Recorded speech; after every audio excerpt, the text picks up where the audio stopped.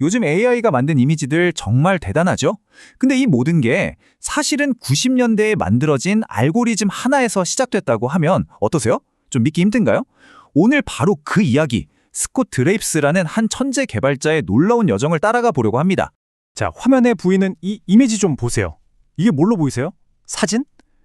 아니면 누가 그린 그림? 땡, 둘 다 아닙니다. 놀랍게도 이건 복잡한 수학 공식이 그려낸 뭐랄까? 하나의 꿈 같은 이미지예요. 아니, 수학으로 어떻게 이런 걸 만들었을까요? 이야기는 90년대 초반으로 거슬러 올라갑니다. 그 시절의 디지털 아트라고 하면요, 대부분이 뻔하고 딱딱한 기하학적인 무늬, 그런 프랙탈 패턴이 다였어요. 바로 그 틀을 깨부수는 이야기, 지금부터 시작합니다. 이 두 개를 비교해보면 그냥 딱 감이 오죠? 왼쪽에 있는 게 바로 옛날 방식 IFS라는 거예요. 보면 아시겠지만 그냥 선으로 된 기하학적 무늬 딱 거기까지였죠. 근데 오른쪽, 이게 바로 프랙탈 플램인데 차원이 다르죠? 이건 완전히 새로운 세상을 열어버린 거예요. 살아 움직이는 것 같잖아요. 무한한 가능성이 바로 여기서부터 터져나온 겁니다. 그리고 이 엄청난 혁신은요, 생각보다 훨씬 빨리 인정을 받아요. 1992년에 이 알고리즘이 세상에 나왔는데, 와, 딱 1년 만에 1993년에 세계적으로 엄청 권위 있는 미디어 아트상이 있거든요. 프리 아레스 일렉트로니카라고. 거기서 상을 타면서 예술계를 그냥 발칵 뒤집어 놓은 거죠. 아니, 그럼 이 프랙탈 플레임이 도대체 뭐가 그렇게 대단했냐? 핵심은 딱 세 가지예요. 첫째, 직선만 쓰던 거에서 벗어나서 사인, 코사인 같은 복잡한 수학을 써서 부드럽고 자연스러운 곡선을 만들어냈다는 거. 둘째, 로그밀도라는 기술인데요. 이걸로 새까만 어둠 속이나 눈부신 빛 속의 디테일 하나하나까지 다 잡아냈어요. 그리고 마지막으로 그냥 색을 칠하는 게 아니라 알고리즘이 움직이는 길을 따라서 색을 입혔어요. 그러니까 훨씬 깊이 있고 풍부한 색감이 나온 거죠. 그렇게 해서 탄생한 게 바로 이런 이미지들입니다. 보세요. 꼭 무슨 외계 행성에 사는 식물 같기도 한데 또 가만히 보면 왠지 모르게 자연스럽고 친숙한 느낌도 들지 않나요? 말 그대로 완전히 새로운 시각 언어가 탄생한 순간이었어요. 이 작품도 한번 보세요. 정말 복잡하고 어떻게 보면 좀 혼돈스러워 보이는데 그 안에서 오히려 어떤 질서정연함, 경이로운 아름다움이 느껴지지 않으세요? 이게 바로 프랙탈 플레임이 가진 진짜 마법 같은 매력이었던 거죠. 자, 그런데 이야기는 여기서 끝나지 않습니다. 이 놀라운 알고리즘이 이제는 개인의 작품을 넘어서서 전 세계 사람들이 함께 참여하는 거대한 예술 프로젝트로 진화하거든요. 어떻게 그게 가능했을까요?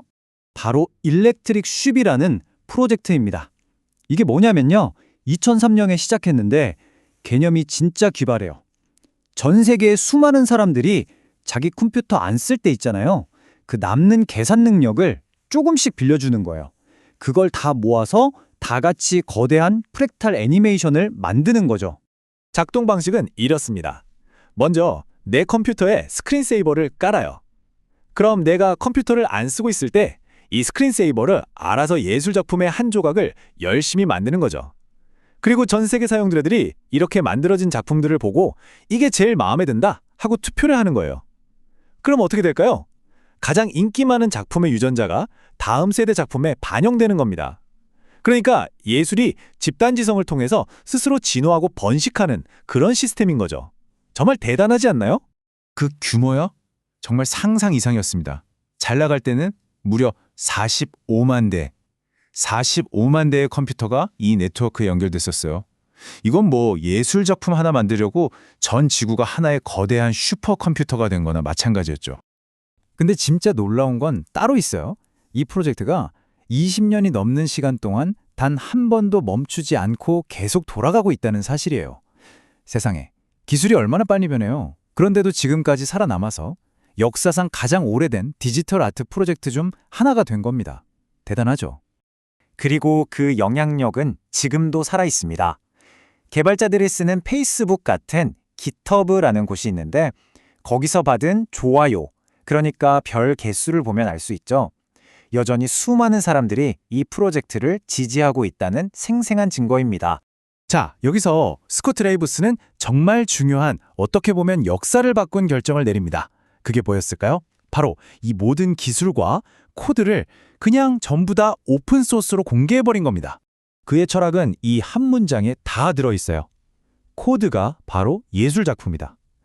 그러니까 그냥 완성된 그림만 보고 와 멋있다 하고 끝나는 게 아니라 사람들이 직접 그 코드를 가지고 놀면서 자기만의 새로운 걸 만들어 보길 바랬던 거죠. 그리고 이 결정 하나가 엄청난 나비 효과를 불러왔어요. 당장 코딩을 전혀 모르는 사람들도 쓸 수 있는 쉬운 프로그램들이 막 쏟아져 나왔고요. 심지어 어도비 같은 전문가용 프로그램에도 이 기술이 정식으로 들어갔습니다. 당연히 전 세계의 예술가, 개발자들이 다 같이 이 코드를 발전시키면서 그야말로 거대한 창작의 생태계가 만들어진 거죠. 바로 이 화면이 그 대표적인 예예요.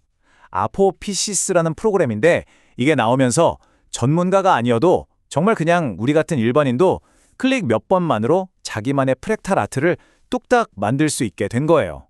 진짜 말 그대로 예술이 모두의 것이 된 순간이죠. 자, 이제 슬슬 그림이 맞춰지죠?